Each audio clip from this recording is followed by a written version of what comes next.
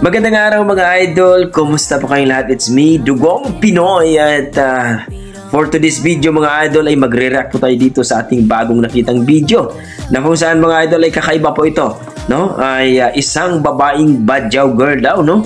At pang world class sa galing, ang kanyang boses mga idol. Napakalupit daw ito.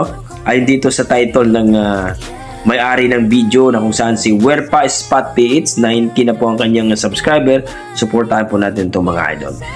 So ito mga idol, para po malaman natin kung magaling ba talaga itong isang badyaw daw na magaling daw kumanta. Hindi ko pa naman panood idol, pero ito, sabay-sabay nating panoorin at pagbibigay tayo ng komento pagkatapos. Pero sa mga bago nating idol dyan, huwag niyo kalimutan mag-like and subscribe sa ating YouTube channel. Tara mga idol, panoorin natin.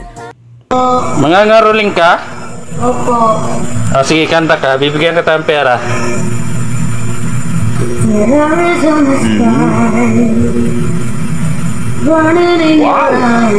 Wow, ganda ng boses mo Parang hindi. Ika lang saglit. Gusto mo kumanta? Pakakantahin kita. Opo. Marunong ka ba gumamit ng microphone? Opo. Pakantahin kita niya para sumikat ka sa Facebook. I-upload kita sa Facebook. Sige, gusto mo? Okay lang po. Ganda ng boses nito mga kaibigan. Ano nga ang title nun? Kinanta mo? Always remember this way po. Always. Teka lang saglit Teka lang. Yun ko muna tong karaoke tapos makakantahin kita. Always remember us this way. Di ba yan yung sikat ngayon? Opo. Sige, kanta ka tapos i-upload kita sa Facebook para sumikat ka. Maraming sa'yo, manonood sa'yo. Opo.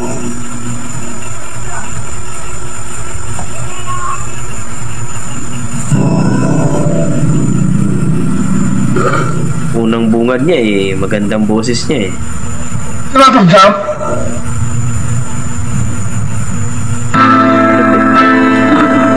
Ayan, may mic yun. Hello. Ayan, may mic na.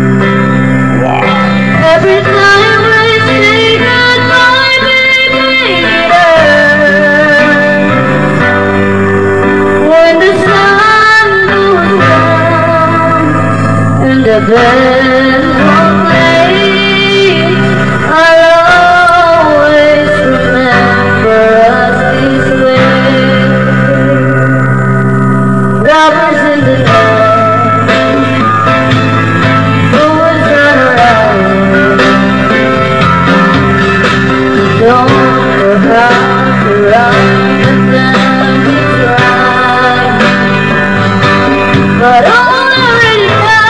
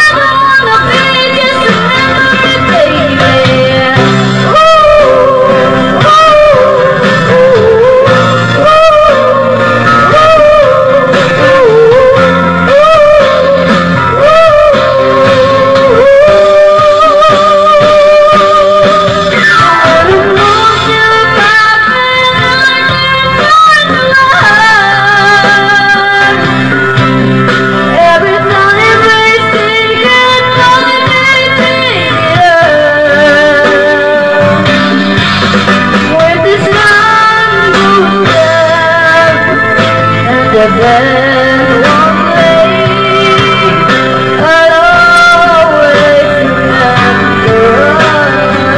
This night, oh yeah, when you look at me and the whole world stays, I'll always remember us. This Wow! Batang to.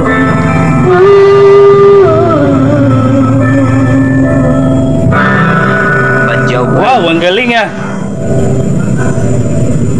Kumakanta ka ba sa mga ano? Sa school nyo? Hindi. Ako nag-aaral. Paano? Umuwi na lang siya kung meron siyang pag-aalilangan.